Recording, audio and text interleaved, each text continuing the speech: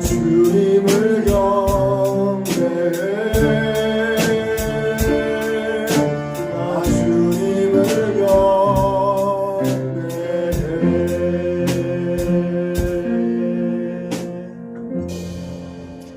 할렐루야.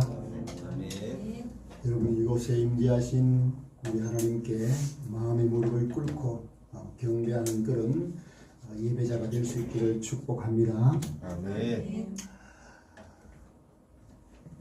오늘은 성령의 인도를 받아 살기라는 제목의 말씀인데요.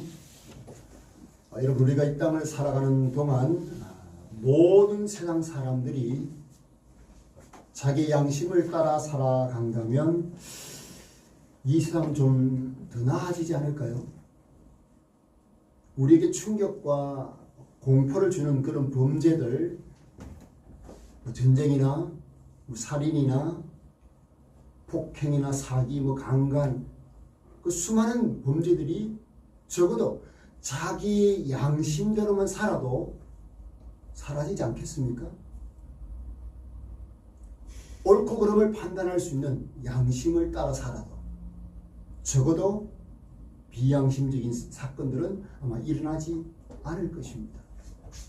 그런데요, 양심조차 따르지 않는 그런 사람들이 많다 보니까 사회가 괴물 사회로 되어가는 것 같은 그런 느낌을 받지 않습니까? 질문을 좀 우리에게 한번 적용을 해보고 싶어요. 예수 믿는 우리 모든 그리스도인들이 신앙 양심을 따라 또 성령의 인도하심을 받아 살아간다면 우리의 신앙생활은 어떻게 달라질까요?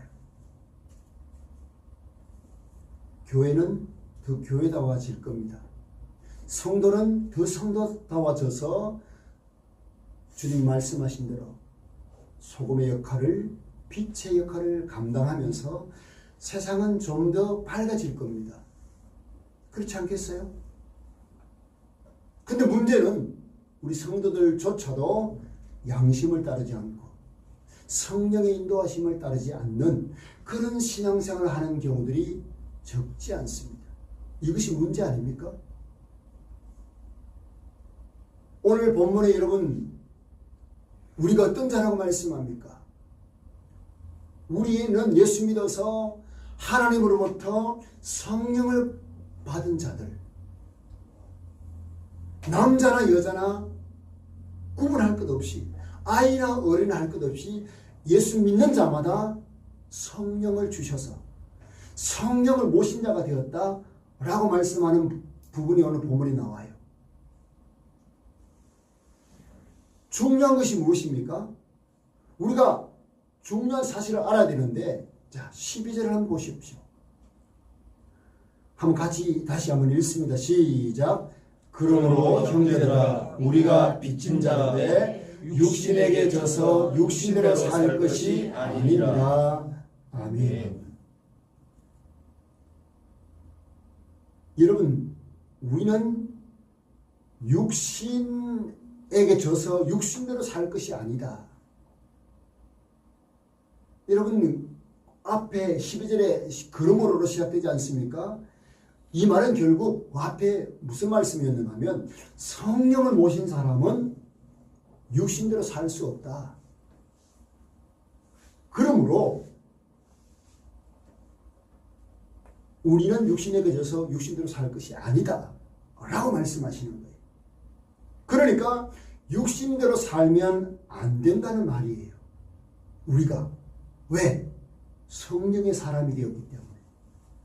예수 믿는 우리에게 하나님께서 성령을 부어주셨기 때문에 육신에게 져서 육신으로 살 자가 아니다 라고 말씀하는 거예요. 자 여러분 12절을 보시면 우리가 빚진 자다 그렇게 말씀을 해요. 우리는 빚졌다 이 말이 무슨 말인가 하면 이 본문의 의미는 원어를 가지고 막 장황하게 설명드리지 않아도 간단하게 말씀드리면 뭔가 하면 책임을 져야 한다는 거예요. 무슨 말인가 하면 우리는 예수 믿지 않을 때는 육신에게 져서 육신을 따라 살았어요. 그러나 예수 믿고 성령의 사람이 되고 나면 성령을 따라 살아야 될 책임이 있다는 거예요. 여러분 빚을 져서 빚을 갚아야 될 책임이 있는 거 아닙니까? 빚지면 그 빚을 안 갚으면 어떻게 됩니까? 빚은 반드시 갚아야 될 책임이 있는 거 아닙니까? 그러니까 성령의 사람이 되었으니까 성령의 인도하심을 받는 삶을 살아야 될 책임이 있다. 그 말씀을 지금 12절에 하고 있는 것입니다. 그러니까 여러분 우리 중에요. 어느 누구라도 육신에 끌려다니는 그런 빚쟁이처럼 행동해서는 안 된다는 거예요. 여기 여러분 육신대로 살 것이 아니니라 이 말은 얼마나 단호한 말씀인지 몰라요. 변명의 여지를 조금도 남기지 않았어요.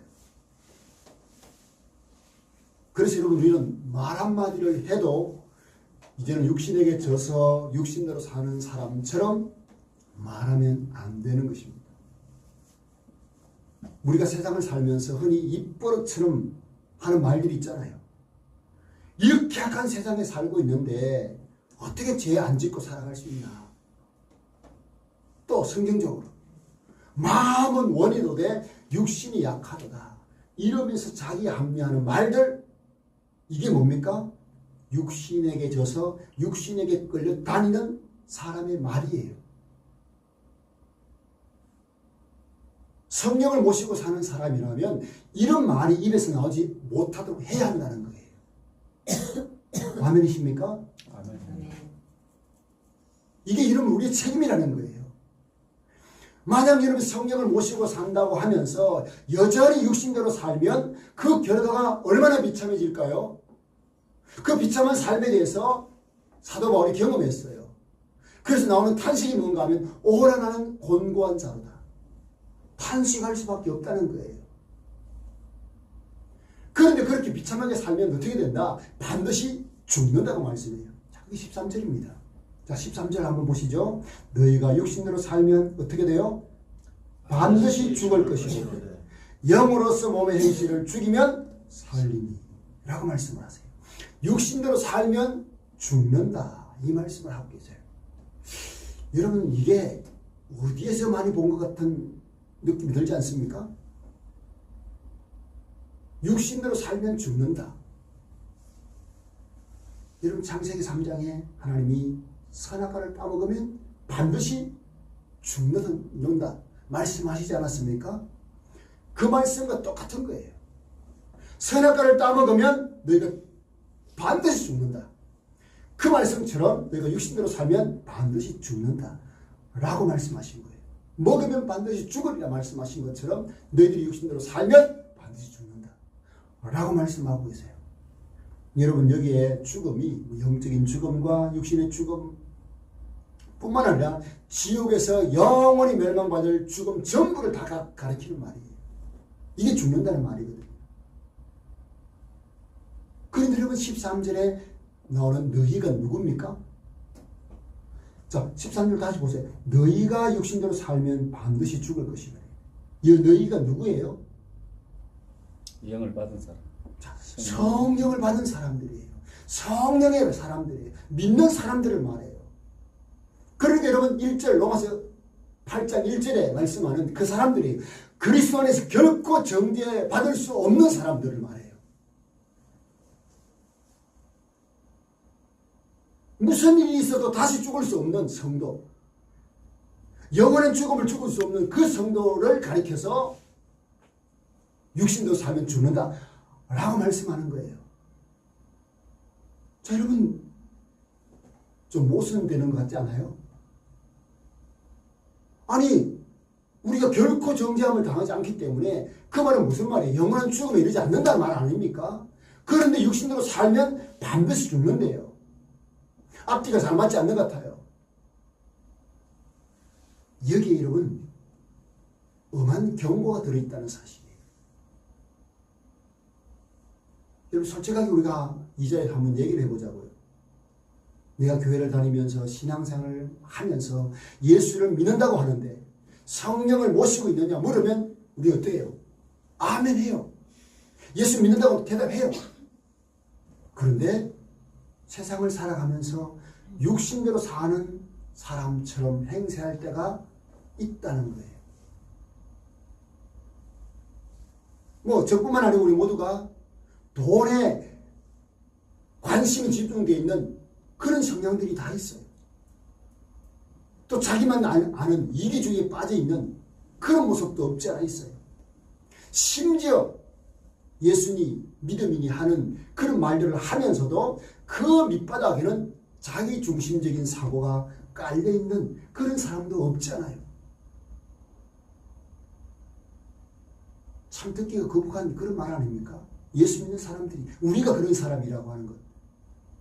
그런 우리가 여러분 입으로 성령이 계시네, 할렐루야 함께 계시네 막 이런 찬양을 부른다고 해서 우리가 과연 성령의 사람이라 말할 수 있겠느냐는 거예요. 육신을 따라 살면.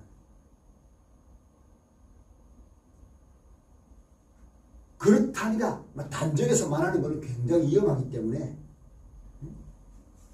그렇게 말하지는 않겠지만 여러분 그 믿음은 가짜일 수 있을 거예요. 성령을 모시고 산다고 입으로는 말은 하지만 스스로 속고 있는지도 몰라요. 스스로 속는 거예요. 이런 사람을 향해서 반드시 죽는다. 이 경고를 하시는데요. 그러면 여러분 우리는 예수 믿는 사람은 다시는 정죄당하지 않고 죽지 않을 자인데 여기는 반드시 죽는다 그러잖아요. 이 모순이잖아요. 이게 무슨 의미냐? 진짜 성령을 받은 사람은 육신대로 살지 않는다는 말이에요. 육신대로 살 수 없다는 말이에요. 그리고 성령을 따라 살아야 한다는 말이에요.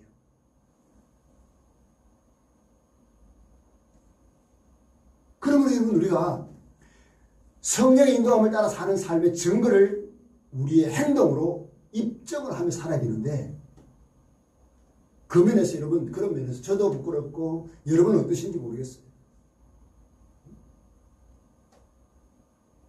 항상 여러분 우리가 성령은 항상 우리를 분명한 행동으로 인도하시거든요.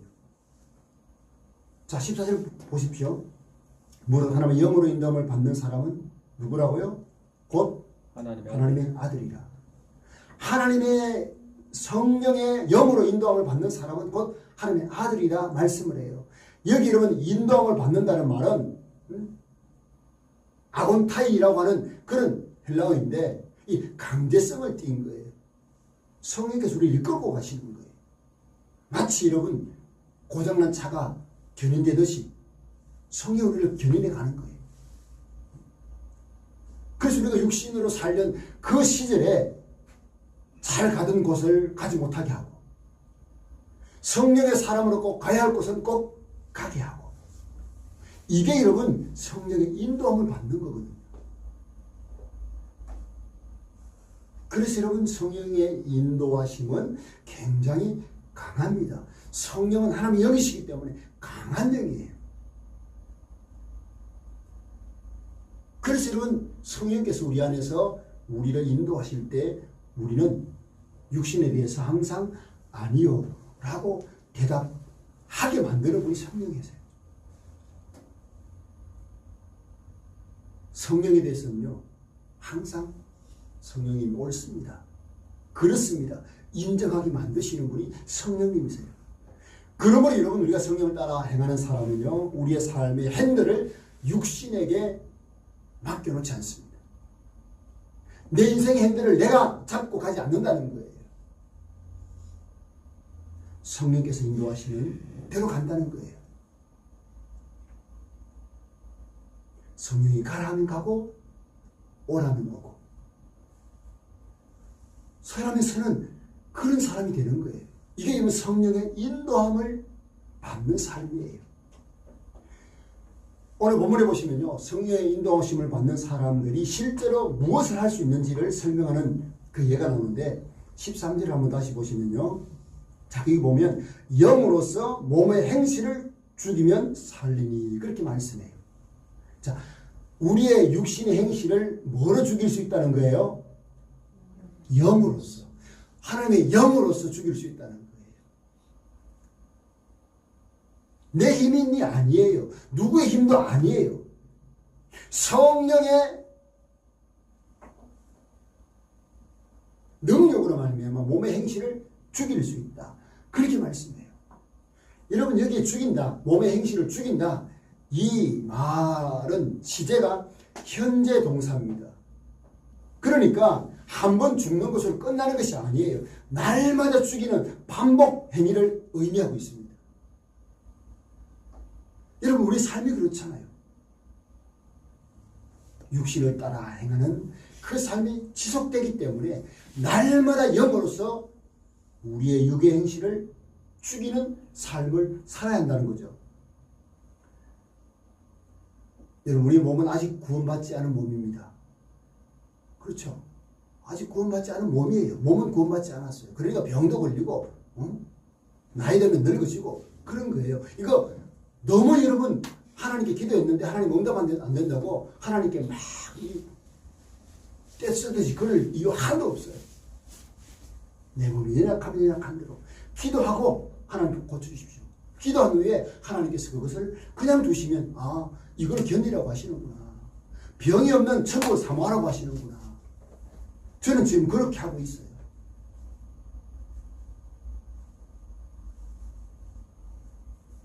이제는 좀 알겠더라고요.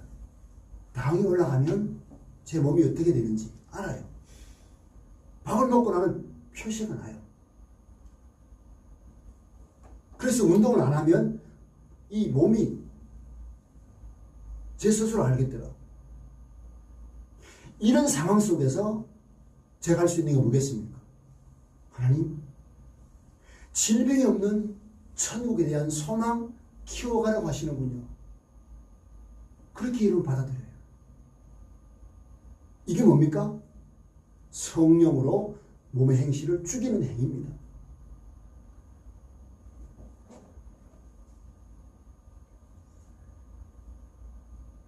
야고보서 1장 14절에 보면요. 우리가 한번 충동이 일어나면 마치 바람 파도가 치면 이 바람이 불면 파도가 치여가지고 그 파도가 막 출렁이잖아요.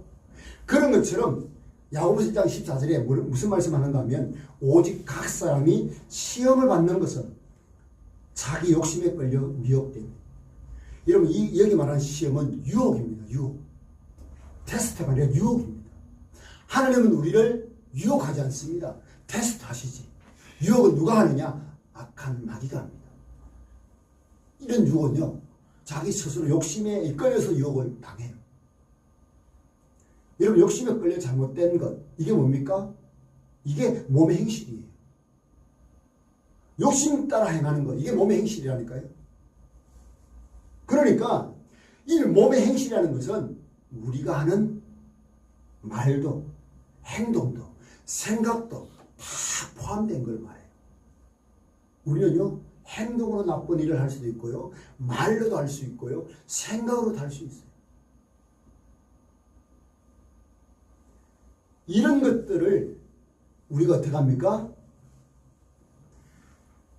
가지고 죄를 짓는 일, 이건 절대로 해서는 안 된다는 거예요. 왜? 성령의 사람이기 때문에. 이런 것들이 여러분 고개 들 때마다 우리가 어떻게 될까요? 죽여야 한다는 거예요. 죽여야 한다. 이 죽인다는 말은요, 꼼짝 못하게 한다는 거예요. 끊어버린다는 그런 의미예요. 여러분, 전에 여러분이 경험하듯이 자주 이런 것들이 육신의 행실이 막 자꾸 몸의 행실이 올라가잖아요. 이럴 때 여러분 우리가 어떻게 되냐? 자꾸 죽여야 된다. 끊어버려야 된다. 그럼 어떻게 끊을 수 있느냐? 구체적인 방법이 있어요. 자, 그게 뭔가 하면 가장 먼저는 성령이 내 안에 계신다는 것을 믿는 거예요. 성령 하나님이 내 안에 계신다. 이 사실을 믿는 것부터 시작이 돼서 우리는 몸의 행실을 죽일 수가 있어요. 내 안에 성령이 계신다. 나를 죄와 사망에서 해방시킨 하나님의 영, 예수 그리스도를 죽은 자 가운데서 살리신 그 하나님의 영, 그분이, 그 영이 내 안에 계신다. 내 안에 거하신다. 할렐루야. 이 사실을 믿는 것이 첫 단계입니다. 몸의 행실을 죽이고 우리가 성령의 인도하심을 따라 살 수 있기 위해서는 그것이 먼저 되어야 된다는 거예요. 여러분, 성령은 무엇이나 할 수 있는 전능하신 하나님의 영이신 줄 믿습니다. 전능자 하나님이 내 안에 계신 거예요. 내 안에 이 성령님이 계신 거예요. 그분이 나와 동행하시는 거예요. 이것을요 한시도 잊지 않는 거죠. 그 믿음 자체가 우리를 어떻게 해요? 죄악에 끌려 들어가지 못하도록 막는 성령의 능력이 된다는 것입니다. 내 안에 성령님이 계신다. 여러분, 성령께서 하시려고 일하시려고 할 때 우리가 해야 될 일이 있어요. 그게 뭔가 하면 내가 성령을 그만큼 인정을 하고 의지하는 거예요. 믿는 거예요. 우리가 안 믿으면요, 안 믿는 만큼 성령은 역사할 수가 없어요. 그렇지 않아요?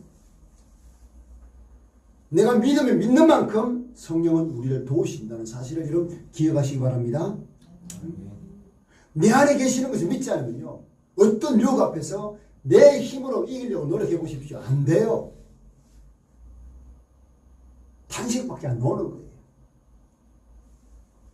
오늘 여러분 본문에서 중요한 것은요, 너희가 몸의 행실을 죽이라고 말씀을 하는 부분이에요. 너희가 몸의 행실을 죽이라. 13절 너희가 몸의 행실을 죽이면 산다. 그렇게 말씀해요. 그러면 우리가 몸의 행실을 죽일 수 있나요? 스스로 안 된다고 했잖아요. 성령의 인도하심을 따라야 된다 했잖아요. 근데 성령의 인도하심은 우리가 성령을 인정할 때, 내 안에 성령님이 계신다는 것을 인정할 때, 그때 우리는 여러분 몸의 행실을 죽이고 성령의 인도하심을 따라 살게 되는 것을 말씀하는 것입니다. 자, 그런가 하면 두 번째는요, 우리 자신이 누구인가를 잊지 말아야 됩니다. 우리가 누구냐? 자, 14절에 보면 우리가 누구라 말씀해요? 무릇 하나님의 영으로 인도함을 받는 사람은 누구라고요? 하나님의 아들이다. 우리가 성령을 모셨기 때문에 하나님의 아들이 되었다. 자, 여러분, 이게 삼위일체 하나님의 가문의 아들이 된 거예요. 이게 얼마나 영광스러운 일입니까? 하나님 가문의 아들이 되었다. 이 사실을 우리는 잊지 말아야 됩니다. 얼마나 영광스러운 신분입니까? 이 신분 의식을요 조금이라도 덩하니 여기면 안 되는 거예요. 사실 제가 우리 아이들에게 어릴 때 항상 얘기했던 것이, 너는 하나님의 자녀다. 너는 아빠의 사랑하는 자녀다. 계속 주입을 시켰는데 참 안타까운 부분이에요. 지금 보면 참 안타까운 것들 많아요. 하나님께서 나중에 언젠가는 세워주실 것을 믿고 있지만, 여러분이 그렇잖아요. 우리가 하나님의 아들이라는 그 사실을 놓치고 살아가는 만큼 우리는 비참해지는 거예요. 성령은 우리 안에서 너는 하나님의 아들이야 막 증거를 해주시는데 내가 이걸 자꾸 생각하지 않는 거예요. 인정하지 않는 거예요. 그 소리를 못 들으면 어떻게 되겠어요? 점점 자존감은 낮아지는 거예요. 가진 것 가지고 자기를 평가하고, 배운 것 가지고 자기를 평가하고, 자기 집, 자기 타고 다니는 차 가지고 자기를 평가하고, 이러면 그래 되는 거예요.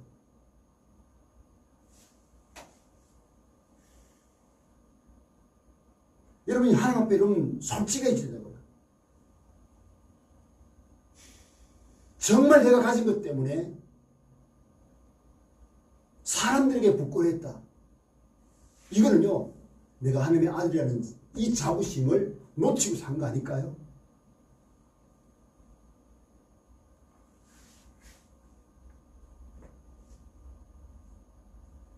16절 보세요. 성령이 친히 우리 영과 더불어 우리가 하나님의 자녀인 것을 증언하신다.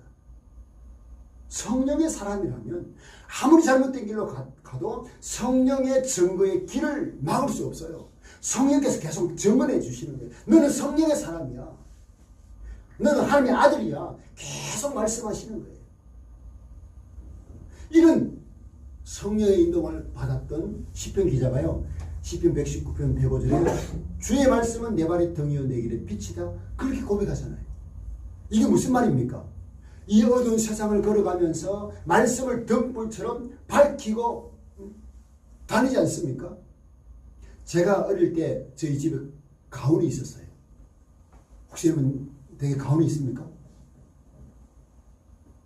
저희 집에 가훈이 있었어요. 이 문 앞에 그 옛날 그 기와집이 있었어요. 기와집 마루 위 앞에 딱 걸어놨어요. 밖에서도 볼 수 있도록, 마당에서도 볼 수 있도록. 믿음, 소망, 사랑하는 가정. 그게 우리 가훈이었어요. 믿음, 소망, 사랑하는 가정. 요즘은 뭐 그런 거 잘 안 하잖아요. 그런데요, 정말로 과거나 뭐 이렇게 믿음의 명문, 아니 명문 가정들 보면 가훈들이 있어요. 다 가훈들이 있어요. 여기 경주의 채부자. 그 채부자 집의 가훈 중에 하나가 뭔가 하면 100리 안에 자기 집 건설 기준에서 100리 안에 굶어 죽는 사람이 없더래라. 이 가훈 중에 하나예요. 그리고 자기 집에 온 손님들은 후하게 대접을 해라. 이 가훈이에요. 여러분 하나님께서 우리에게 주신 가훈이 뭡니까? 주의 말씀은 내 발의 등이요 내 길의 빛이다. 말씀을 따라 살라. 그렇게 가훈을 주시는 거 아닙니까? 성령께서 그래서 계속 이렇게 말씀하시는 거예요. 너는 하나님의 자녀야. 그럼 하나님의 말씀대로 살아야 돼. 계속 우리에게 말씀해 주시는 거예요. 하나님의 자녀라면 이 정도는 살아야지. 그 음성을 듣는 사람이 성령의 사람이라는 사실을 오늘 본문은 우리에게 말씀하고 있어요. 여러분, 우리는 분명히 내가 하나님의 자녀라고 하는 신분의식, 이 의식을 여러분 가지고 그렇게 당당하게 살 수 있기를 축복합니다. 자, 몸의 행실을 죽이는 세 번째 방법이 뭐냐? 그것은요, 우리가 단호한 태도를 보이는 거예요. 유혹 앞에서 단호한 태도를 보이는 것, 이게 우리가 필요한 거예요. 여러분, 우리의 유혹은 제가 말씀드렸죠. 사탄에게서 오는 것, 그리고 우리의 욕심 때문에 오는 것이 있어요. 이런 것이 올 때 우리는 어떻게 해요? 단호하게 아니다, 아니라고 단호하게 거절할 수 있어야 된다는 겁니다. 안 되라고 말해야 될 때 우물쩡대거나 뭐 이거 정도야 뭐. 여러분, 이게 몸의 행실을 죽이지 못하게 만드는 이유 중 하나예요. 단호하게 아닌 것은 안 돼, 아니라고 할 수 있는 거. 솔직히 말하면 저나 여러분이나 다 약점들이 있잖아요. 뭐 이성에 약한 사람도 있고, 돈에 약한 사람도 있고, 뭐 거짓말에 약한 사람도 있고, 뭐 체면에 약한 사람도 있고, 뭐 친구에게 약한 사람도 있고, 돈에 약할 수도 있고, 뭐 쾌락에 약할 수도 있고. 요즘 여러분 우리 사회에 마약이 얼마나 이번 판을 치고 있습니까? 유명 연예인도 이 마약 뭐 연루돼가지고 조사를 받고 하는 모습들. 또 요새 보면 회사에서 피로회복제라고 주면서 거기에 막 마약을 타가지고 돌리는 그런 문화가 지금 생기고 있고, 심지어 여러분 여중생이 호기심으로 마약을 구입해가지고 마약을 한 번 먹었는데요. 한 번 딱 이 마약 주사 맞고 있는데 이 중독이 되버린 거예요. 그 아이가 여러분 뉴스에 나와서 뉴스에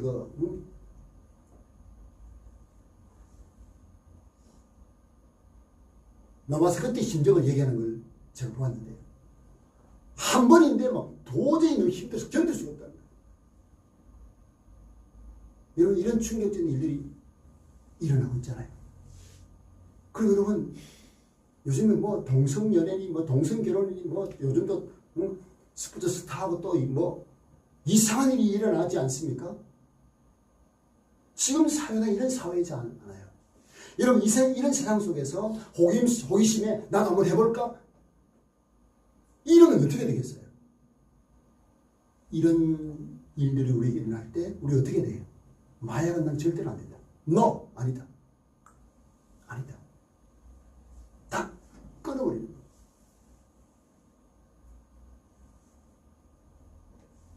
아닌 것은 아니다. 또 해야 될 것은 한다. 이게 여러분, 이게 우리 몸의 행실을 죽일 수 있는 방법이고 성령의 인도하심을 따라 살 수 있는 방법이라는 사실을 말씀하고 있습니다. 여러분 구약의 인물 가운데 욥을 한번 보십시오. 욥이 얼마나 여러분 부유한 사람입니까? 그런데요, 이 욥이 자기 몸의 행실을 죽이기 위해서 어떤 고백을 하는가 하면 욥기 31장 1절에 이런 말을 해요. 내가 내 눈과 약속하였나니 어찌 처녀에게 주목하랴. 무슨 말입니까? 욥이요, 당시 부자니까 돈이 많으니까 뭐 돈 많은 사람에게 할 수 있는 것들이 많잖아요. 그러니까 뭐 처녀에게 관심을 볼 수 있는 그런 입장이었던 것 같아요. 그래서 자기에게 약속한, 자기가 하고 약속한 것이 뭐예요? 나는 처녀에게 주목하지 않겠다. 결심을 한 거예요. 여기서 여러분 주목하냐 이 말은 무슨 말인가 하면 어떤 악한 의도를 가지고 처녀를 바라보지 않겠다는 거예요. 단호하게 자기 스스로 자기 몸을 행실을 죽인 그런 사례인 거죠. 성령은요 이런 결단을 요구하십니다.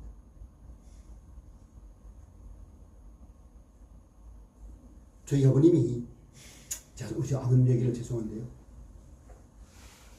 서른에 예수를 믿고 그 깡패 같은 삶을 살다가 딱 예수 믿고 나서 결심한 것이 줄 성수, 새벽기도에 빠지지 않는 것. 그래서요 그것을 자기하고 약속하고 하나님과 약속해가지고 평생을 그렇게 사셨어요. 어디 놀러 가도 충분히 가실 수 있는 분인데 뭐 새마을 회장 새마을 뭡니까? 회장도 하시고 뭐 하셔가지고 가셔도 다 그렇게 새벽 예배를 스스로 하시고 다 지키시면 돼요. 줄 성수를 위해서 그렇게 지키시면 돼요. 저도 지금까지 군대에서 훈련 받을 때 왜? 훈련 받을 때는 뭐 안 보내주니까 못 가는 거예요. 그리고 그 이후에는 주의를 지키기 위해서 몸부림을 쳐요. 우리 교회 집사님 가운데 한 분도 그런 분이 계시더라고요. 여러분 이게 뭐예요? 결단이에요. 성령께서 하지 말라는 것은 하지 않고 하라고 하는 결단, 이런 결단을 요구하시는 거예요. 우리 몸의 행실은 그렇게 결단할 때 가능하다는 거죠. 행실을 죽일 수 있다는 거예요. 근데 여러분 우리가 오해하지 말아야 될 것은요, 성령은 우리를 대신해서 일하지 않는다는 거예요. 성령은 별명이 있어요. 보혜사입니다. 그 무슨 뜻입니까? 헬프, 돕는 분이에요. 우리가 알아서 막 하도록 그냥 내버려 두는 그런 분이 아니에요. 다 하도록 성령 대신해 주시는 분이 아니에요. 여러분 자녀를 망치는 방법 중에 하나가 뭡니까? 아이들 다 해주는 거예요. 막 1에서 10까지 다 해주는 거예요. 아이들. 10대가 되고 20대가 되고 30이면 시집 결혼하고 시집가고 결혼했는데도 다 해주는 거예요. 이게 아이를 망치는 거예요. 돕는 것은 무엇입니까? 아이가 한 인간으로서 잘할 수 있도록 기준을 세워주고, 그게 이런 거 아닙니까? 돕는 거 아니에요? 성령께서는요 그렇게 우리를 도우셔요. 뭐로? 말씀으로 우리를 도우시고 우리가 할 수 있도록 힘을 도와주시는 분이에요. 너 가만히 있어 내가 다 해줄게. 그게 아니라는 거예요. 그렇게 하지 않으면 성령은 근심하고 탄식해요. 탄식. 우리 부모들은 다 알 겁니다. 자녀들 때문에 탄식을 많이 한다는 사실. 이게 여러분 부모의 역할이 마치 성령의 역할과 다르잖아요. 부모가 다 해주면 안 되거든요. 그냥 기준을 제시해놓고 기다리는 거죠. 또 도움을 돕는 거죠. 성령께서 그렇게 하신다는 거예요. 그러므로 여러분 우리가 알아야 될 것은요. 마치 우리가 정원을 깨끗하게 가꾸고 싶은 사람, 그런 마음을 가진 사람이 막 잡초가 나는 걸 그냥 두고 보면 정원이 깨끗해집니까? 그렇지 않잖아요. 잡초가 나면 뽑아내야 돼요. 그런 것처럼 여러분 우리의 심령에 하나님의 정원이 하나님이 계신 이곳이 하나님의 정원으로 가득 차기 위해서 잡초가 나면 뽑아내는 일, 이게 우리가 하는 거죠. 이게 결단인 거죠. 그래서 여러분 우리는 어떻게 되느냐? 성령을 의지하며 그분의 도우심을 받도록 결단하는 것입니다. 결단하는 자를 성령이 도우십니다. 아멘이십니까? 그렇게 여러분 우리가 결단하고 몸의 행실을 주게 된다는 것을 말씀하세요. 자, 그리고 마지막 여러분 네 번째로 우리가 몸의 행실을 주기 위해서 어떻게 되느냐? 말씀을 가지고 무장을 해야 돼요. 말씀으로 무장하는 겁니다.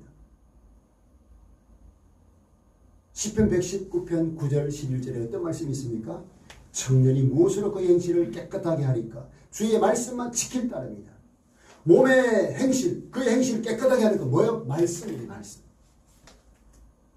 내가 주께 범죄하지 아니하리 하여 주의 말씀을 내 마음에 두었나이다. 무슨 말씀입니까? 범죄하지 않기 위해서 주의 말씀을 내 마음에 두었다. 말씀으로 무장하는 것입니다. 에베소서 6장 17절에도 뭐라 말씀합니까? 성령의 검 곧 하나님의 말씀을 가지라. 그렇게 말씀해요. 여러분 성령이 검을 가지고 사용을 하시는데 성령의 검이 뭐라고요? 말씀이에요. 여러분 이 혼란한 세상에서 여러분의 마음을 어떻게 지키고 계십니까? 자, 여러분 한번 저를 한번 보세요. 말씀 조금 오늘 무거운 말씀인 것 같은데 이 혼란한 세상, 얼마나 혼란스럽습니까? 이 혼란한 세상 속에서 여러분 마음을 어떻게 지키시냐고요. 저는 하나님의 말씀, 여기 떠오른 말씀 있잖아요. 잠언 4장 23절. 모든 지킬 만한 것 중에 모든 지킬 만한 것 중에 더욱 내 마음을 지키라. 생명의 근원이 이에서 납니다. 지킬 것이 많아요. 내 가족도 지켜야 되고 내 몸도 건강도 지켜야 되고 내 행복도 지켜야 되고 지킬 게 많아요. 근데 뭘 지키라고요? 모든 것 중에 내 마음을 지키라. 왜? 생명이 그에서 난다. 그렇게 말씀해요. 여러분 이 말씀을 가슴에 담고 제 마음을 지키려고 저는 애를 씁니다. 마음이 흔들릴 때마다 마음에 어떤 유혹이 있을 때마다 이 말씀을 생각해요. 말씀이 나를 지켜주는 거죠. 여러분 이렇게 우리가 몸의 행실을 죽이는 것, 그러기 위해서는 성령이 내 안에 계신 것을 여러분 인정하셔야 돼요. 두 번째 뭐였습니까? 내가 하나님의 아들이라는 신분의식, 그 신분의식을 가지고 사셔야 돼요. 그런가 하면 유혹 앞에서 단호한 태도를 취해야 돼요. 그리고 말씀으로 무장, 하나님의 말씀을 묵상하고 무장해서 우리가 몸의 행실을 죽일 수 있어요. 이렇게 여러분 몸의 행실을 죽이고 성령을 따라 살아가는 사람에게 주어지는 행복이 오늘 본문에 나오는데 그게 뭡니까? 15절 보세요. 너희는 다시 무서워하는 종의 영을 받지 아니하고 양자의 영을 받았으므로 우리가 어떻게 불러요? 아빠, 아버지라 부르짖는다. 여러분 하나님을 아빠라고 부를 수 있는 그런 자가 얼마나 행복한 자입니까? 여러분 자기 아버지를 놓고 아빠라고 부를 수 있는 자녀는요, 아버지와 관계가 좋은 아들입니까? 이 거리가 먼 아들입니까? 정말 가까운 아들 아닙니까? 정말 가까운 아들이죠. 그래서 아빠에게 모든 것들을 다 기대하고 아빠를 부르죠. 그런데 여러분 우리가 하나님을 아빠라고 부르십니다. 어떤 자가 어떤 사람이요? 몸의 행실을 죽이고 성령을 따라 사는 성령의 사람들을 하나님을 아빠라고 부를 수 있대요. 우리 모든 성도들이 하나님을 아빠라고 부를 수 있는 그런 은혜가 있기를 바랍니다. 예. 토미 텐이라고 하는 분의 책 가운데 하나님의 관점이라는 책이 있어요.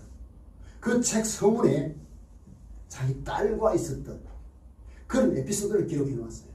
뭔가 하면 자기 딸이 한 3살, 4살 때 이 바깥 풍경이 잘 보이는 그런 엘리베이터를 탄 거예요. 그러니까 아이가 막 얼마나 유리로 보이는 바깥 풍경을 보면서 좋아하는 거예요. 너무너무 좋아하는 거예요. 근데 몇 층 올라가다 보니까 사람들이 많이 탄 거예요. 꽉 찬 거예요, 엘리베이터 안에. 어떻게 되겠어요? 사람들이 꽉 차니까 이 딸이요.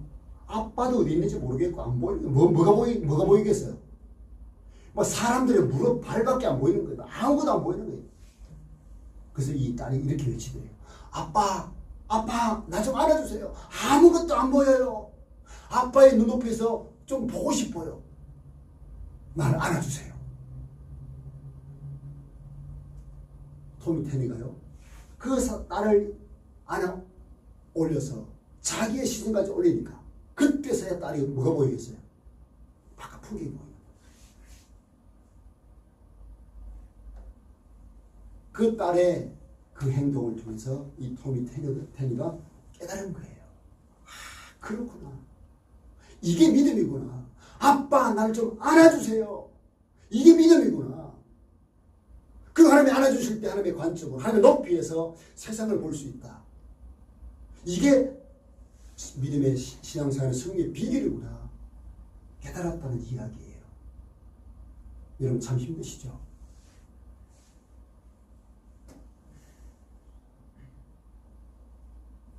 앞길이 보이지도 않고 그냥 사람 꽉 찬 그런 엘리베이터 안에 키 작은 3살짜리 아이처럼 앞도 보이지 않는 그런 답답한 상황 혹시 아닙니까? 그리고 원치 않는 그런 일들 때문에 질병 때문에 너무 힘들 때 외쳐봅시다. 아빠, 하나님 아빠, 나 좀 안아주세요. 나 좀 안아주세요. 하나님의 관점에서 하나님의 눈높이에서 하나님의 뜻을 볼 수 있도록 나 좀 안아주세요.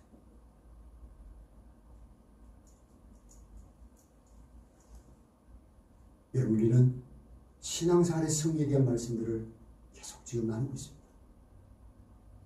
오늘 말씀을 따라서 여러분 꼭 기억하십시오. 내가 성령을 모신 자다.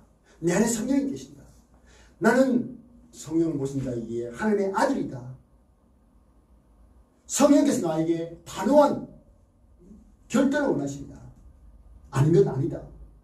이 세상의 여러분 기준이 아니라 성경의 기준을 가지고 아닌 것 아니다. 결단할 수 있는 그런 결단의 사람을 원하시고 그리고 하나님의 말씀으로 무장하여서 행실을 죽이는 그런 삶을 통해서 성령의 인도하심을 받으며 살아라 라고 말씀하십니다. 그래야 신앙생활에 승리할 수 있다. 이런 승리자가 다 되시기를 주님의 이름으로 축복합니다. 자, 찬양 드리십시오.